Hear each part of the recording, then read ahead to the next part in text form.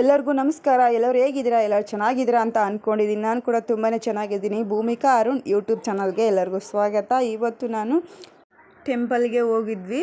ನಾವು ಹೋಗಿರೋ ದಿನ ಹನುಮ ಜಯಂತಿ ಇತ್ತು. ಸೊ ಅದಕ್ಕೋಸ್ಕರ ನಾವು ಕಾಸಾಪುರ ಆಂಜನೇಯಗೆ ಅಂತೇಳ್ಬಿಟ್ಟು ಹೋಗಿದ್ವಿ. ಕಾಸಾಪುರ ಆಂಜನೇಯ ಅಂದರೆ ಗುಂಟ್ಕಲ್ಲಿಂದ ಒಂದು 5 ಕಿಲೋಮೀಟರ್ ಆಗ್ಬೋದು. ಸೊ ಆ ದೇವಸ್ಥಾನಕ್ಕೆ ಹೋಗಿದ್ವಿ. ತುಂಬ ಚೆನ್ನಾಗಿದೆ ದೇವಸ್ಥಾನ ಅಂತಂದರೆ ನೋಡ್ಬೋದು. ಹೋಗ್ಬಿಟ್ಟು ಇಲ್ಲಿ ಟಿಕೆಟ್ ತೆಗೆಸ್ಕೊಳೋದಕ್ಕೆ ಅಂತೇಳ್ಬಿಟ್ಟು ಹೋಗಿದ್ರು. ನಾವು ಇಲ್ಲಿ ಕೂತ್ಕೊಂಡಿದ್ವಿ. ನೋಡ್ಬೋದು ಹೊರಗಡೆಯಿಂದ ಅಂತೂ ತುಂಬಾ ರಶ್ ಇತ್ತು. ಯಾಕಂದರೆ ಅವತ್ತು ಹನುಮ ಜಯಂತಿ ಇತ್ತು ಅಂತಂದೇಳ್ಬಿಟ್ಟು ತುಂಬ ಜನ ಬಂದಿದ್ದರು ದೇವ್ರ ದರ್ಶನ ಮಾಡ್ಕೊಳ್ಳೋದಕ್ಕೆ. ನೋಡ್ಬೋದು ಹೊರಗಡೆನೂ ತುಂಬ ಚೆನ್ನಾಗಿತ್ತು. ಸೊ ಎಲ್ಲನೂ ಜಾತ್ರೆ ಥರ ಹಾಕಿದ್ದು, ಚಿಕ್ಕ ಮಕ್ಕಳು ಆಟ ಆಡೋವೆಲ್ಲನೂ.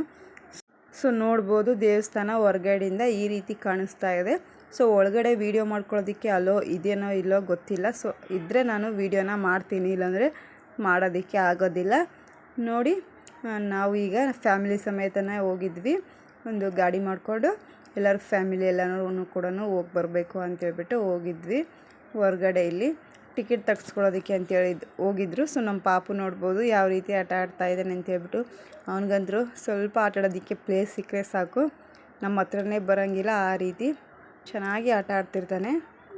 ಸೊ ನಾವು ಅವನು ಆಟ ಆಡೋದನ್ನು ನೋಡ್ಕೋತಾ ಇಲ್ಲಿ ಕೂತ್ಕೊಂಡಿದ್ವಿ. ನೋಡ್ಬೋದು ಇನ್ನೊಂದು ನಮ್ಮ ಮನೆಯಲ್ಲಿ ಪುಟ್ಟ ಪಾಪು ಇದೆ. ಸೊ ಆ ಪುಟ್ಟ ಪಾಪು ಅಲ್ಲಿದೆ ನೋಡಿ, ಅಜ್ಜಿ ಕಡೆ ಇದೆ. ತುಂಬ ಕ್ಯೂಟಾಗಿದೆ ಆ ಪಾಪು ಕೂಡ. ನೋಡ್ಬೋದು ಇವಾಗ ನಾವು ಇಲ್ಲಿ ಕೂತ್ಕೊಂಡು ಮಾತು ಹೇಳ್ಕೊತಾನೆ ಕೂತ್ಕೊಂಡಿದ್ವಿ. ಯಾಕಂದರೆ ಫುಲ್ಲು ಬಿಸಿಲಿತ್ತು.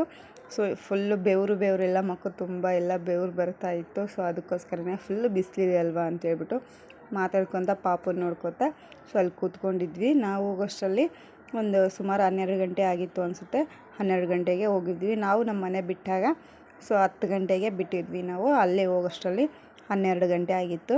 ನೋಡ್ಬೋದು ಪಾಪು ಯಾವ ರೀತಿ ಕಾಣಿಸ್ತಾ ಇದ್ದಾನೆ ಅಂತೇಳ್ಬಿಟ್ಟು. ನೀವು ಹನುಮ ಜಯಂತಿ ದಿನ ಯಾವ ಟೆಂಪಲ್ಗೆ ಹೋಗಿದ್ರಿ ಅಂತೇಳ್ಬಿಟ್ಟು, ಸೊ ಯಾವ ಊರಲ್ಲಿರೋವಂಥ ಟೆಂಪಲ್ಗೆ ಹೋಗಿದ್ರಿ ಅಂತೇಳ್ಬಿಟ್ಟು ನನಗೆ ಕಮೆಂಟಲ್ಲಿ ತಿಳಿಸಿ ಆಯಿತಾ. ನಾವು ಹೋಗಿರೋದು ಕಾಸಾಪುರ ಆಂಜನೇಯ ಸ್ವಾಮಿಗೆ ಹೋಗಿದ್ವಿ. ಇದಂತೂ ತುಂಬ ಪವರ್ಫುಲ್ ದೇವರು ಅಂತೇಳ್ಬಿಟ್ಟು ಕರೀತಾರೆ. ತುಂಬ ಚೆನ್ನಾಗಿದೆ ದೇವಸ್ಥಾನ ಕೂಡ. ನೋಡ್ಬೋದು ದೇವಸ್ಥಾನದ ಹೊರಗಡೆ ಎಲ್ಲನೂ ಈ ರೀತಿ ಕಾಯಿ ಮತ್ತು ಎಲ್ಲನೂ ಮಾರ್ತಾರೆ. ದೇವಸ್ಥಾನ ಕೂಡ ಒಳಗಡೆನೂ ತುಂಬ ಚೆನ್ನಾಗಿದೆ, ಹೊರಗಡೆನೂ ಕೂಡ ತುಂಬ ಚೆನ್ನಾಗಿದೆ. ನಾನು ಹೋಗಿರೋದು ಫಸ್ಟ್ ಟೈಮು ಈ ದೇವಸ್ಥಾನಕ್ಕೆ ಹೋಗಿರೋದು. ಯಾರಾದರೂ ಹೋಗಿದ್ರೆ ನೋಡಿದ್ದೀವಿ ಅಂತೇಳ್ಬಿಟ್ಟು ಕಮೆಂಟಲ್ಲಿ ತಿಳಿಸಿ ಆಯಿತಾ. ಸುಮಾರು ದಿನದಿಂದ ಅನ್ಕೋತಾ ಇದ್ದೆ ಹೋಗಬೇಕು ಅಂತೇಳ್ಬಿಟ್ಟು. ಸೊ ಇವತ್ತು ಹನುಮ ಜಯಂತಿ ದಿನವೇ ಹೋಗ್ತೀನಿ ಅಂತ ಗೊತ್ತಿರಲಿಲ್ಲ. ಸೊ ಸಡನ್ಲಿಯಾಗಿ ಹೋಗ್ಬಿಟ್ಟು ಬಂದ್ವಿ. ತುಂಬ ಚೆನ್ನಾಗಿತ್ತು ದೇವಸ್ಥಾನ ಮಾತ್ರ. ನೋಡಿ ಹೊರಗಡೆಯಿಂದ ಈ ರೀತಿ ಇದೆ. ಹಾಗೆ ಹೊರಗಡೆಯಿಂದ ದೇವಸ್ಥಾನ ಯಾವ ರೀತಿ ಇದೆ ಅಂತೇಳ್ಬಿಟ್ಟು ನೋಡೋಣ ಅಂತೇಳ್ಬಿಟ್ಟು ಹೋಗ್ತಾ ಇದ್ದೀವಿ. ಹೊರಗಡೆಯಿಂದ ಕೂಡ ತುಂಬ ಚೆನ್ನಾಗಿದೆ ದೇವಸ್ಥಾನ. ನೋಡ್ಬೋದು ಈ ರೀತಿ ಎಲ್ಲ ಶಾಪ್ಗಳೆಲ್ಲ ಇದ್ದಾವೆ ಅಲ್ಲಿ. ನೀವೇನಾದರೂ ತೊಗೊಂಡ್ರೆ ತೊಗೋಬೋದು.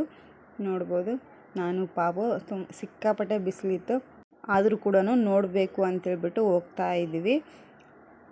ನನಗಂತೂ ತುಂಬ ಫೇವ್ರೆಟ್ ದೇವರು ಅಂದರೆ ಆಂಜನೇಯ ಸ್ವಾಮಿ. ಸುಮಾರು ದಿನದಿಂದ ಅನ್ಕೋತಾ ಇದ್ದೆ, ಆ ಆಸೆ ಇವತ್ತು ನೆರವೇರಿತು ಅಂತಲೇ ಹೇಳ್ಬೋದು. ನೋಡಿ ಒಳಗಡೆ ಅಲೋ ಇರಲಿಲ್ಲ ದೇವಸ್ಥಾನದೊಳಗಡೆ. ಸೊ ಈ ರೀತಿ ಹೊರಗಡೆ ಬಂದು ದರ್ಶನ ಮಾಡ್ಕೊಂಬಂದು ಕೂತ್ಕೊಂಡಿದ್ವಿ. ಸೊ ಇಲ್ಲಿ ನಾನು ವೀಡಿಯೋನ ಮಾಡಿದ್ದೀನಿ. ಒಳಗಡೆಯಿಂದ ಈ ರೀತಿ ಕಾಣಿಸ್ತಿದೆ ದೇವಸ್ಥಾನ. ನೋಡ್ಬೋದು ಇಲ್ಲಿ ಕೂಡ ನಮ್ಮ ಪಾಪು ಯಾವ ರೀತಿ ಅಡ್ಡಾಡ್ತಿದ್ದಾನೆ ಅಂತೇಳ್ಬಿಟ್ಟು. ಕೋತಿಗಳಂತೂ ತುಂಬಾ ಜಾಸ್ತಿ ಇದ್ದಾವೆ ಇಲ್ಲಿ. ತುಂಬಾ ಹುಷಾರಾಗಿರಬೇಕು. ಕೈಯಲ್ಲಿ ಏನಿದ್ರೂ ಕೂಡ ಇಸ್ಕೊಂಡು ಹೋಗ್ಬಿಡ್ತವೆ. ಸೊ ಆ ರೀತಿ ಇದ್ದಾವೆ. ನೋಡ್ಬೋದು ಪಾಪುಗೆ ಬೊಟ್ಟನ್ನ ಹಚ್ತಾ ಇದ್ದಾಳೆ ನಮ್ಮಕ್ಕ. ನೋಡಿ ಈ ರೀತಿ ಇದೆ ದೇವಸ್ಥಾನ.